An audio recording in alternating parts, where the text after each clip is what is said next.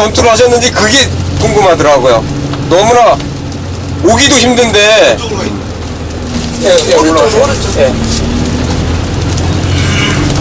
저기. 이거 뭐 차가지 여기다 세워놓으시면 될 것 같은데. 지금 못 들어오네. 아, 저 끝까지 가요. 아니, 끝까지 가요? 저 끝까지 가요. 차 때문에.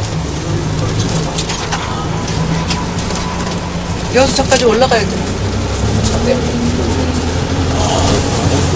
저기입니다. 중앙고속도로요. 중앙고속도로. 네.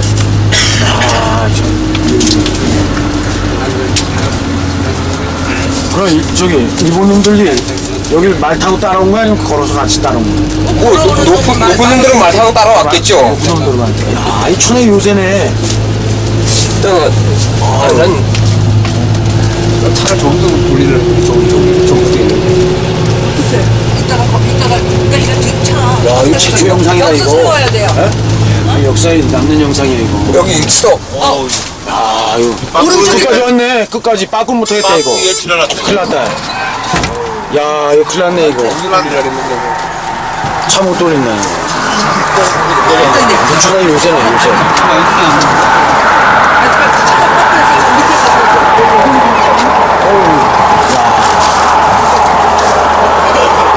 여기 조심하시래요. 지회장님 뭐 여기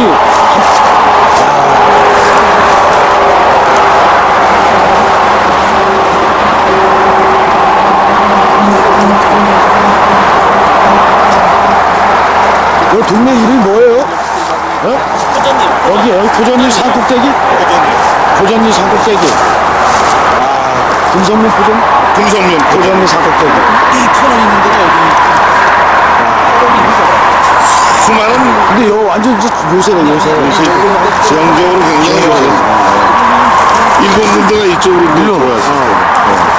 이쪽에 여기 매복을 했었어야 되는데. 적성서부터 이 영춘, 그 장애나루 이쪽 전투를 주로 많이 적성으로 하셨어요. 넘어가? 이게 바로 적성 넘어가는 저기로 거예요. 가면? 네, 이 산을 넘어가면 적성이에요. 그러니까 이게 이제 원래는 작성산이라는 말은 사실 해방 이후에 일제 때 생긴 말이에요. 작성산은 참새 작자를 써서 그런 폄하시키기 위한 일본 놈들이 만든 작성산이고 원래는 까치산성이죠. 까치산. 까치산성. 예. 까치가 참새보다 크잖아요. 그러니까 일본 놈들이 야 이거 이강년 장군의 어떤 그걸 폄하하기 위해서 구한의 교수님, 저기 스님 못 가신대요. 저 선생님이 못 가신다 그러니까 저기 여기서 간단하게 좀 설명 좀 해드리고 저기 그늘 밑에까지 가실 수 있으세요? 네. 저 그늘 밑에 서서 좀 얘기 좀 해주세요. 선생님 제 손잡고 저기서 길을 건너야 돼요.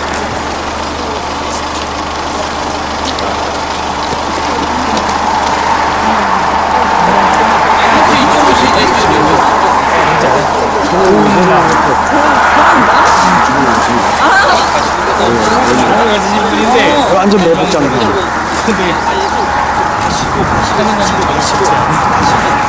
취미가 뭐냐면 한 달에 한 번씩 만만치 않던데요. 당연히 그런데 뭐 돌을.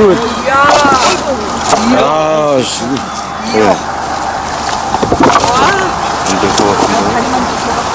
다리 만드시는 거래? 이렇게. 아, 그거 건너가게. 건너가라.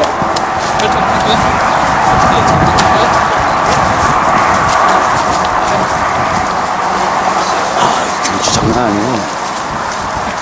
이게 완전 역사에 남는 영상이다, 이거. 아, 여기 터가 있네요?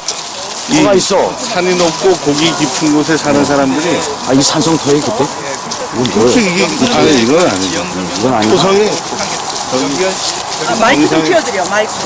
근데 좀 왜 이렇게 소리가 안 들려요? 이 마이크가 야, 여기 있는. 이거는 마이크가 아니고 녹음이야, 녹음. 녹음하는 건가 보다. 이거 쓸모없는 건데. 선생님 이거 들으세요. 그거는 녹음하시고요, 그냥. 여기 전화가 터져. 예. 나중에 전화 드릴게요. 여기 지금 역사적 순간이야, 지금. 끌어봐요. 야, 지금 의병 유적지. 끌어요, 지금. 여기가 지금 어딘고 하면은 금성면, 제천시 금성면 호전리에서 지금 보이는 게 이제 중앙고속도로거든요. 이 도로가 여기서 터널로 들어가지 않습니까? 이게 제천 터널인데요. 이 터널을 지나면 단양군의 상원곡이라고 하는 마을, 상원곡이라는 작은 마을이 나옵니다. 그러니까 여기가 아주 중요한 당시의 그 교통로였어요. 그래서 여기를 흔히 이제 절매제라고 했습니다. 그래서 이제 이 마을 사람들하고 저 마을 사람들하고 혼인을 해도 옛날 이제 그 신행 가고 그럴 때 이 길을 안 갔다고 합니다. 이게 절매라고 하니까 끊어진다는 의미가 있어서 이거 행복하게 살려면 이 고개 넘어가면 안 되겠다고 해서 절로 이렇게 빙 돌아갔다고 그래요. 천풍 쪽으로.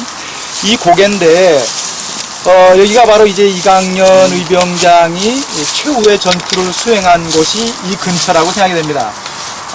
그분이 이제 체포된 곳은 사실상 이제 아까 그 길로 오시다가 고속도로 밑으로 이렇게 터널이 있는 것을 보셨을 텐데 그 터널로 들어갈 수가 없기 때문에 아까 작은 차가 하나 들어가다 말았죠? 이제 이쪽으로 온 것 같은데 사실은 그쪽으로 들어가야지 현장에 더 가까이 다가갈 수가 있어요. 그 이제 상황이 대충 어떻게 되는가 하면은 1908년이고요. 그때가 이제 7월 이제 4일인가요? 7월 4일이 맞나요? 7월 2일. 7월 2일이군요. 7월 2일에 이제 여기서 이제 최후의 전투가 벌어지는데 사실 그 당시에는 이제 의병들이 거의 이강년이 이끌었던 의병 부대가 이제 호자의진인데요. 호자의진도 굉장히 이제 전력이 약화된 상태였어요. 호자의진이 언제 일어나는가 하면은 1907년 여름에 봉기하지 않습니까? 여름에 군대 해산의 시기에 이제 입수한 여러 가지 신무기 이런 것들을 가지고 이제 무장을 해서 봉기를 했는데 초기에 이제 상당히 주목할 만한 성과를 거두기도 해요. 그런데 그렇지 않습니까? 신무기일수록 거기에 딱 맞는 총알이 필요한 거죠. 탄환이. 그러니까 옛날식의 그 화승총 같으면은 그냥 대충 만들어서 하면은 최소한의 뭐 총기로서의 그 기능이 발현이 돼요. 그런데 이 신식총은 더 힘들어지는 거예요. 그래서 이제 그 의병들이 신식총을 손에 넣었으면서도 화승총을 포기할 수 없는 것은 그 화승총은 이제 총알을 시원한 데로 들어오세요. 총알을 이제 스스로 제조해서 이제 조달할 수 있기 때문인데요. 그래서 이제 1907년 여름에 봉기하고 난 다음에 그때 이제 고종황제가 쫓겨나고 군대가 해산되고 그런 상황에서 봉기하게 되죠. 그리고 난 다음에 상당한 전과를 거둡니다만은 그해 이제 가을 초겨울로 접어들면서 굉장히 힘들어지게 돼요. 그러니까 날은 추워지니까 여러 가지 이제 의복 문제도 있었을 것이고요. 뭐 불량 문제랄까 이런 건 뭐 기본적인 것이고 거기 이제 무기 문제 이런 것 때문에 굉장한 어려움을 겪게 됩니다. 그래서 12월경에 이르게 되면은 제가 기억하기로는 11월 12일쯤 되는데 단양의 그 복상동이라고 하는 조그마한 마을에서 큰 이제 패배를 겪게 됩니다. 그 당시에 이제 어제 보내주신 자료를 보니까 풍기 복상동인가 뭐 그렇게 써놓은 것 같은데요. 단양에 있어요. 단양과 어상천 쪽에 있는데요. 거기에서 패전을 했는데요. 그때 이제 운강께서 하신 말씀이 내가 그 군대를 일으키고 10수년 동안 부하를 한 번도 잃은 적이 없는데 하늘이 나를 버리는 것인가 하면서 이제 통곡하셨다고 그래요. 그때 이제 아마 이제 몸살이니까 뭐 이런 걸로 굉장히 이제 고생하고 계셨는데 그 자리에서 이제 많은 부하 장병들을 잃게 되고 이후에 이제 도저히 이쪽에서 더 이상 이제 투쟁을 이어나갈 수 없는 상황이 왔다고 판단한 겁니다. 그래서 많은 동지들은 이제 이쪽에 두고 핵심 부대들을 데리고 북으로 올라가게 되죠. 그러면서 올라갔던 데가 이제 오늘날 가평, 화천 그 부분입니다. 화학산이 있는 곳. 그 화학산에 도착을 해서 이제 그의 겨울을 거기서 나게 되죠. 그러니까 일기예보 때 보면은 왜 전방의 화학산 고지에 뭐 영하 20, 30도로 떨어지는지 뭐 맞나요? 굉장히 춥다고 하는 곳 거기 아닙니까? 지난 이제 초봄에 제가 거기 갔다 왔는데요. 봄이 되는데도 눈이 녹질 않아요. 하여튼 거기를 가게 됩니다. 그것을 이제 흔히 말하기를 이제 전국 의병들이 연대를 해서 소위 그 서울 진공작전을 펼쳤다고 하는 그것과 이제 시기적으로 만나게 됩니다. 그래서 흔히 얘기하기를 이제 뭐 충청도에서 어느 뭐 경상도에서 어느 뭐 강원도에서 이런 부대들이 서울 근교에서 이제 모여서 서울 진공작전을 수행했다고 하는데 실제로 그 부분에는 이제 좀 과장이 많이 섞여 있어요. 그래서 실제로 운강 선생이 이끌었던 호자의진 같은 경우는 그렇게 깊숙이 개입을 하지 못하게 돼요. 다만 이제 핵심 병력을 데리고 거기까지 올라갔다는 것만으로도 이제 서울에 있는 그 이제 친일파들에게는 굉장한 위협적인, 굉장히 이제 유명한 부대였으니까요. 그런 이제 위협을 이제 하는 그런 효과가 있었을 것이라고 생각이 됩니다. 그 당시에 그 신문에 나온 기사를 보면은 이강년 부대가 겪고 있었던 그 어려움 같은 것이 이제 묘사가 되고 있어요. 헛옷을 입고 한겨울철에 그야말로 이제 꽁꽁 얼은 그 주먹밥을 먹으면서 이 겨울을 견디고 있다. 그런데도 민폐를 전혀 끼치지 않는다. 다시 말하면 이제 부하들을 잘 통제한다는 얘기예요. 실제로 거기 전해지는 얘기를 보면은 운강 그 이강년 선생의 그 사위인가요? 아들인 것 같습니다. 아드님이 이제 그 부하 장병에게 속옷을 빌려 입었다가 아버지에게 거의 이제 죽을 뻔했어요. 그래서는 안 된다는 얘기죠.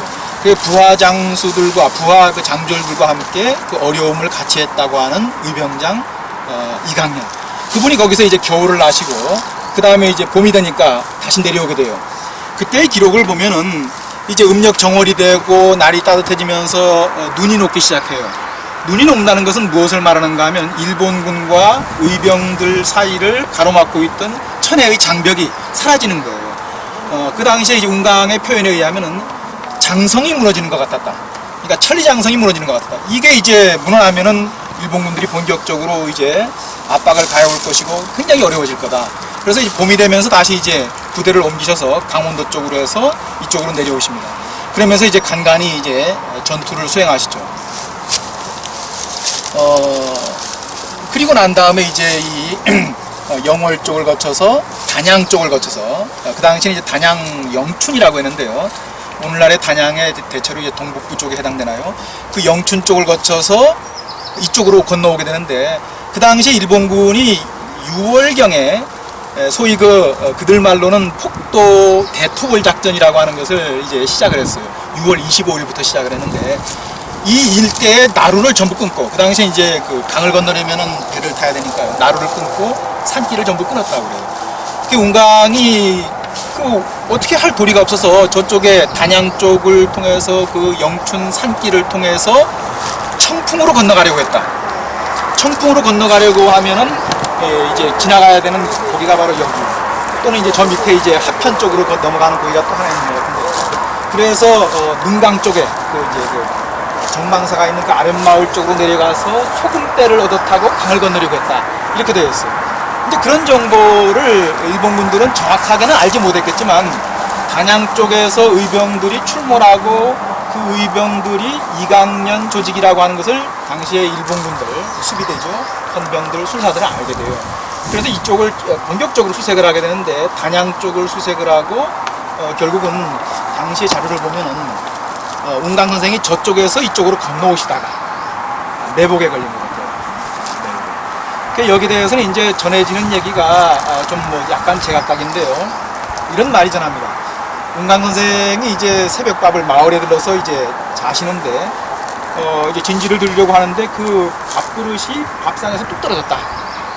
그래서 이제 밥 차리던 양반들이 아이고 이런 하면서 다시 이제 차려서 드렸다고 하는데 그날 이제 체포됐다는 거예요. 그래서 이제 그날 밥그릇이 밥상에서 뚝 떨어졌던 것이 뭔가 안 좋은 조짐이 아닌가 이런 이야기가 전해져 오는데요. 그런 이야기가 사실은 저쪽 동네, 호전 동네에도 전해지고요. 저기 상원곡, 단양 쪽에도 전해져요. 그런데 제가 보기에는 아마도 당시 단양 쪽에 수색을 피해서 그쪽에서 이쪽으로 건너오시다가 그런 것 같아요. 자료에 보면은 당시에 이제 이쪽으로 건너오던 이게 이제 작성산인데요. 작성산 까치작자. 그래서 이제 흔히 이제 까치산이라고도 하고 까치성산이라고도 합니다. 조에 가면 이제 옛 산성이 있는데요. 이 작성산, 금수산이라고 들어보시는지 모르겠는데 금수산의 북쪽 자락이에요.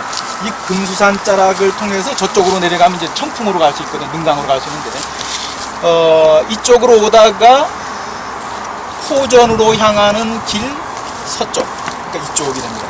이쪽 산으로 오르는 그들 표현대로 폭도 한 70여 명을 발견했다.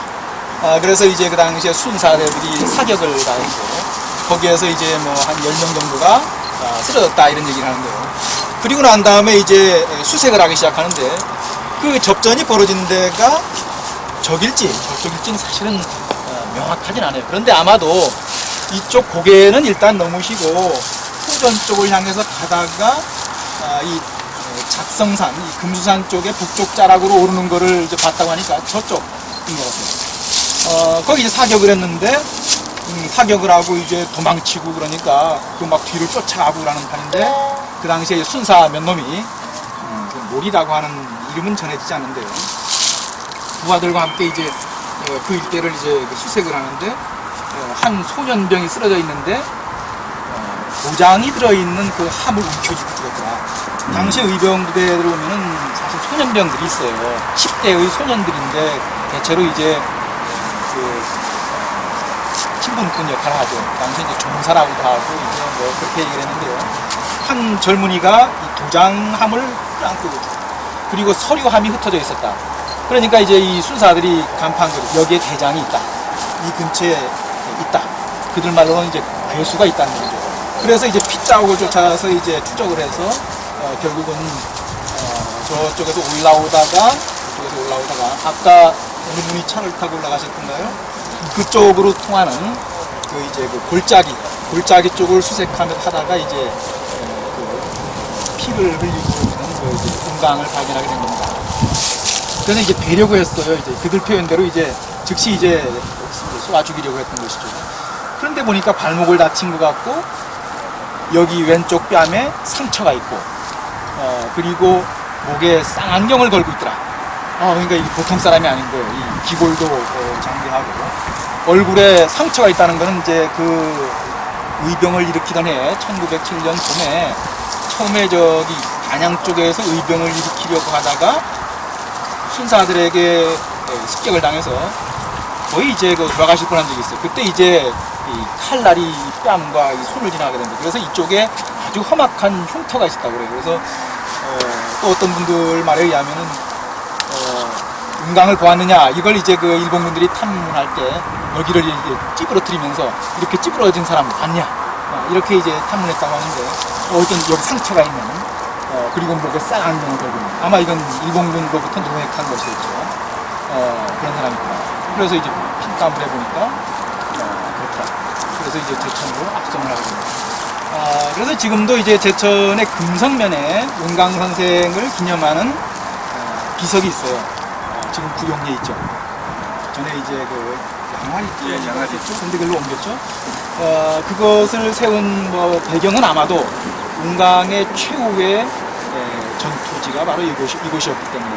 그리고 그야말로 한 시대를 호령하던 유명한 의병장이 실려가는 것을 그 마을 사람들이 본 거죠. 그쪽에 이제 금성면에 뭐 양화리 그런 쪽에서 여기 양화리에서 오시는 분들 안 계신가요?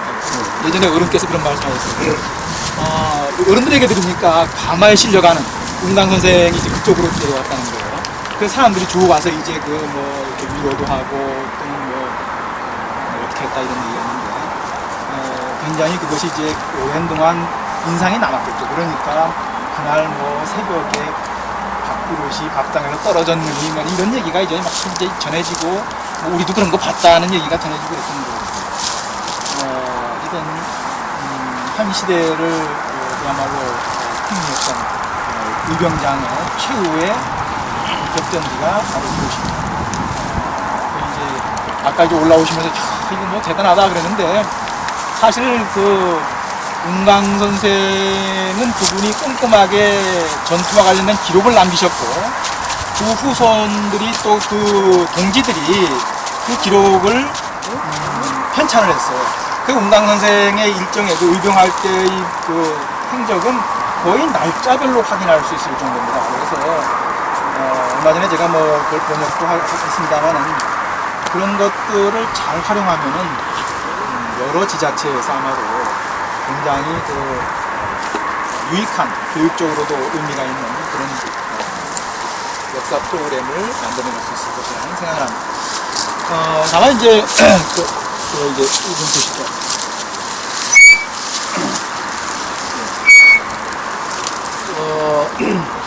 어제 저녁 때 이제 자리를 제가 뭐 이게 되는가요?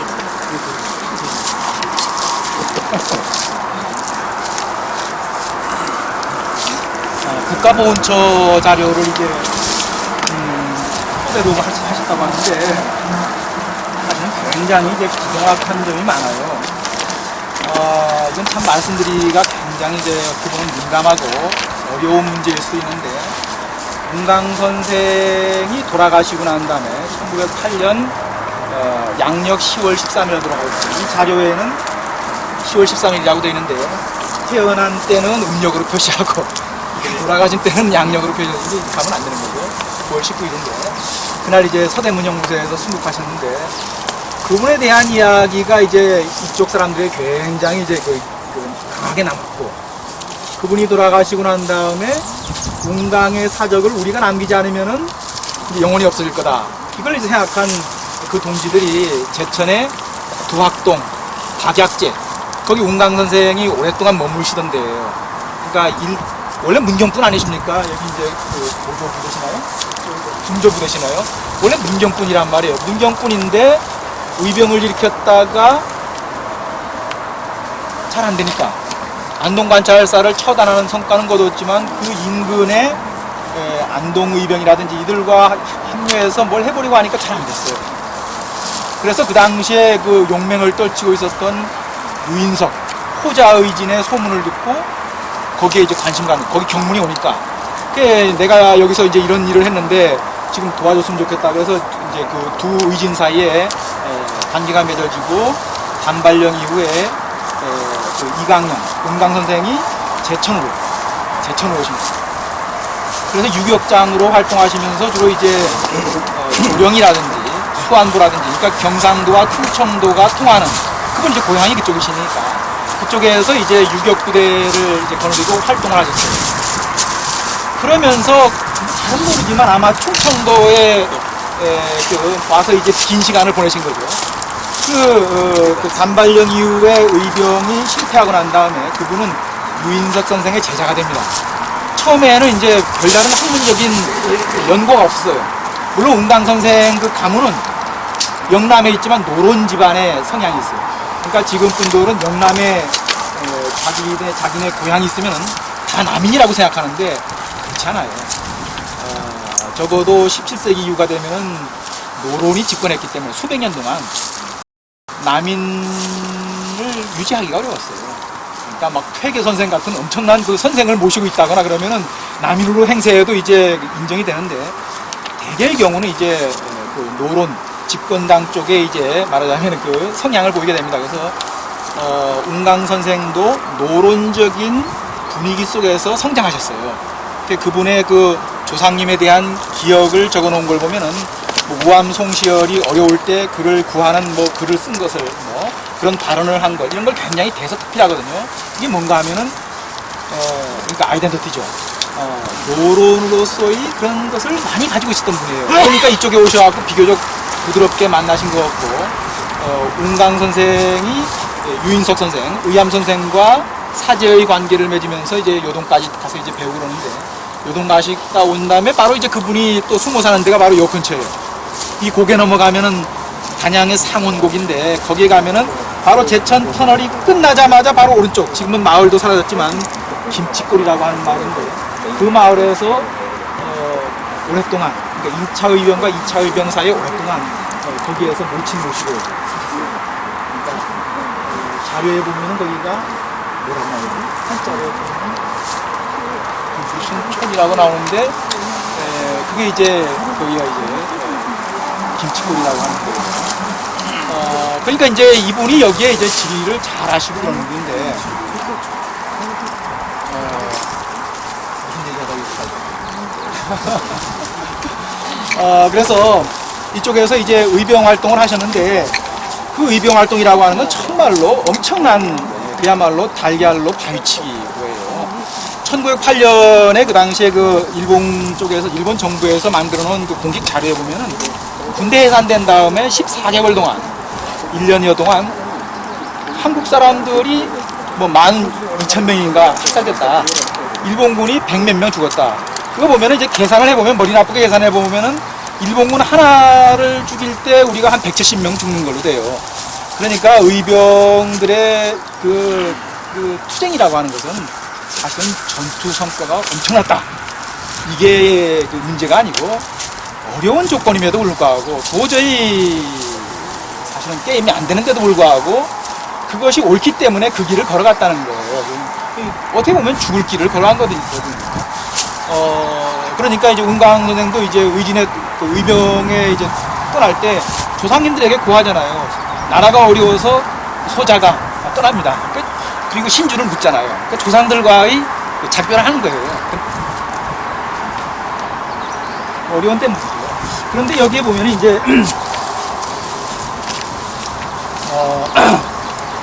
여기 뭐 500여 명의 적을 표본했다. 200명을 사로잡고 100명을 사로잡고, 이거는 사실상 운강 선생을 이렇게 이제 좀 이제 더 위대하게 보이게 하기 위해서 사실상 이렇게 하다 보니까 어떻게 이런 자료가 나온 거예요. 그렇지 않습니다. 당시에 여기 70여 명의 의병들이 이쪽 산자락으로 오를 때 여기를 추적하면서 사격했던 게 일본 순사들 6명이에요. 6명. 그러니까 그게 그런 거예요. 그 당시에 그 대개 분대 단위로 일본군들은 또 이제 활동을 하고요. 의병들은 그거가 훨씬 단위가 크죠. 그렇지만은 그럼에도 불구하고 이제 참으로 힘든 그런 전투였다. 그래서 사실은 우리가 이제 뭐 전쟁사라든지 독립운동사라든지 이런 걸 볼 때 그분들이 가신 그 자리가 참 귀하고 위대하기 때문에 그분들을 편차하고 막 이렇게 하려고 하는 것은 정서적으로 충분히 이해가 가는데 정말로 이 정도 성과를 거두었다고 하면은 그럼 일본군 다 나왔죠. 여기 그 5페이지 앞에 셋째 줄에 보면 제천 전투에서 500명의 적을 토벌했다고 하는데 해방 후에 나온 자료에 그게 나옵니다.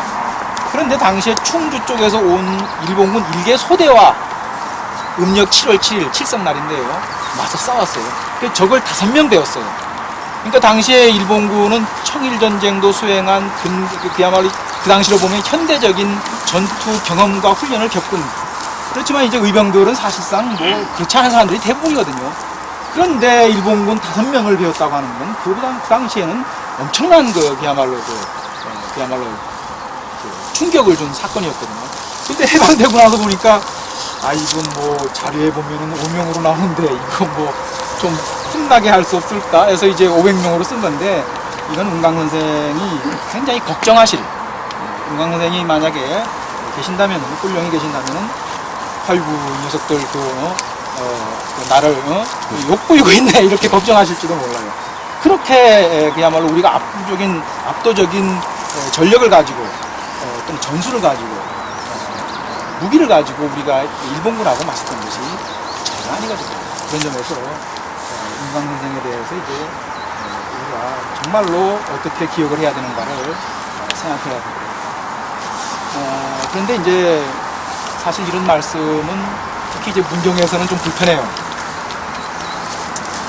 여기 뭐 중선 선생님께도 오셨지만 저는 사실은 운강 선생에게 상당히 그 매료가 돼서 오랫동안 그분의 자료를 보고 또 연습하고 뭐 그래 왔는데, 이게 한 번 어떻게 이상하게 자료가 이렇게 기록이 되면 그거를 교정하는 게 매우 힘들어요. 그러니까 그 현장에 문경에 가면은 거기에 이제 문화유산 해설사라든지 이런 분들이 사실은 이래 이렇게 얘기하면은 험하게 거의 요즘 애들 하는 말로 멘붕 이런 거. 뭐 우리는 뭐 그분이 대단한 줄 알았는데 대단하신 분이거든요. 그분이 그런데 그거를 숫자를 가지고 요즘 뭐 숫자 좋아하잖아요. 뭐 국민소득 뭐 3만 불, 5만 불 뭐.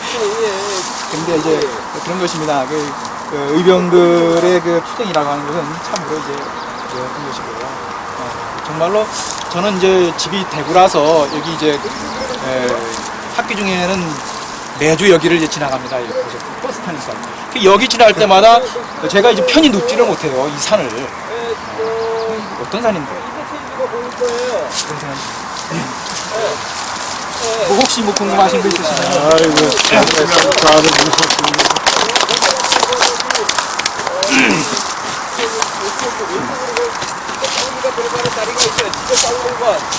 사람들한테 물어봐요.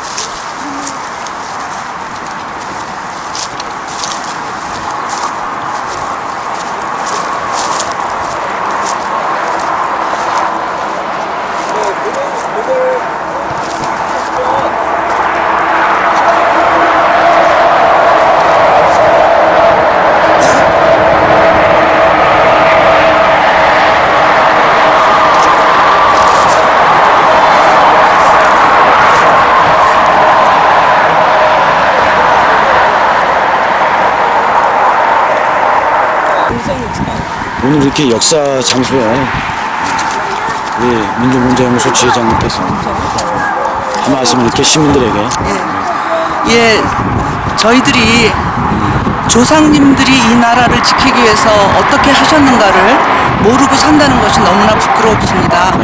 그래서 오늘 이제 저희들이 여기저기서 들은 말들을 해서 제천 답사를 하자 해갖고 시작한 것이 몽호 황학수 선생님이 사시던 곳, 그 다음에 은강 이강년 의병장님께서 일본 군들한테 체포되시던 그 장소를 오늘 왔습니다.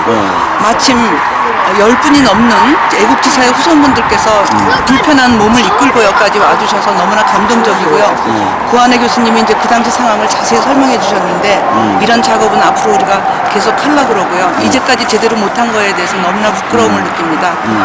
이런 자리에 기념비 하나 없고 그런데도 불구하고 반야월 같은 친일파의 기념사업관을 벌이겠다고 하는 그런 제천의 의병의 도시 제천에서 있을 수가 없는 일이라서 저희들이 친일파 기념사업은 철저히 저지하면서 우리의 영광스러운 그 조상님들을 기리는 작업을 계속 해나갈 계획입니다. 오늘 이렇게 날씨가 뜨거운데도 여러분들이 오시고 시청에서도 이렇게 와서 지원해 주시고 우리 회원들도 고생하고 또 이렇게 한상길 선생님처럼 후손분들께서도 직접 와주셔서 너무나 뜻깊은 날이 되겠습니다. 김영실 교수님 잠깐 와서 한마디 하시죠. 이분은 김상옥 의사의 손녀딸이시면서 한운 선생님의 외손녀이십니다. 이렇게 훌륭한 피를 가지신 분이 앞으로 좋은 일 많이 하실 거라고 생각합니다. 저도 그 대한민국 최고의 대학교 이화여대 교수시고요. 너무나 평생교육원. 이화여대 평생교육원의 교수님이시고요. 앞으로 이제 우리랑 또 같이 조상님들의 그 이런 행적을 기리는 사업에 동참해 주실 거리라 믿으면서 오늘 와주신 거 정말로 감사합니다. 교수님 뭐 이렇게 방문해 주신 소감 한 말씀 네. 안경 벗고 할까요? 이거 벗고? 눈이 찡그려질까봐. 외국은, 선진국은 독립운동한 사람들의 후손들이 다 정치를 하거나 경제를 다 잡았어요. 근데 이렇게 후진국일수록 독립운동 하신 분들이 묻혀져 있는 경우가 많거든요. 그래서 이제는 우리나라가 선진국으로 들어서야 하는데 역사도 바로 잡아야 되지만 이렇게 독립운동 훌륭하신 우리 조상들을 정말 그들의 업적을 기리고 그들의 후손들이 대우받는 그런 대한민국이 되었으면 너무나 좋겠습니다. 네, 아주 훌륭한 말씀 고맙습니다. 네.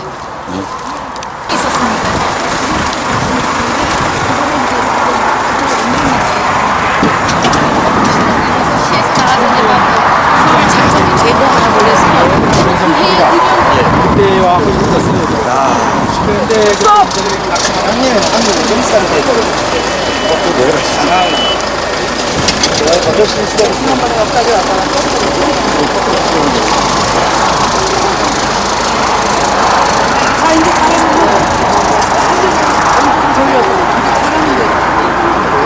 돌린 다음에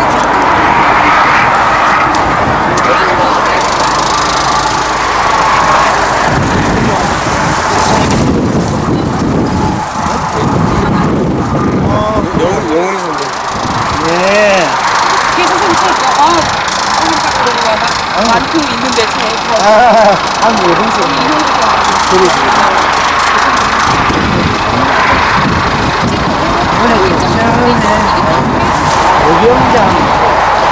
어병장을 이름이나 돈을 땄어. 어병로, 그분의 어병로 이름을 따는 기부. 그걸 전국에 167살 일을 했는데, 개천 사람이 제일 많아요. 여기가 지금 불이 뚫려서 이렇게 얼마나 혼돈한 계곡이 없겠어요. 이게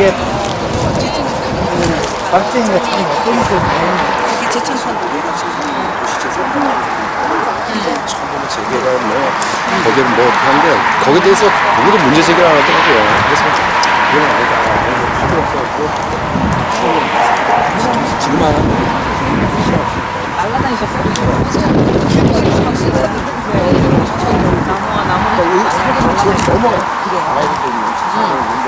이번에 영국 올라갔잖아요.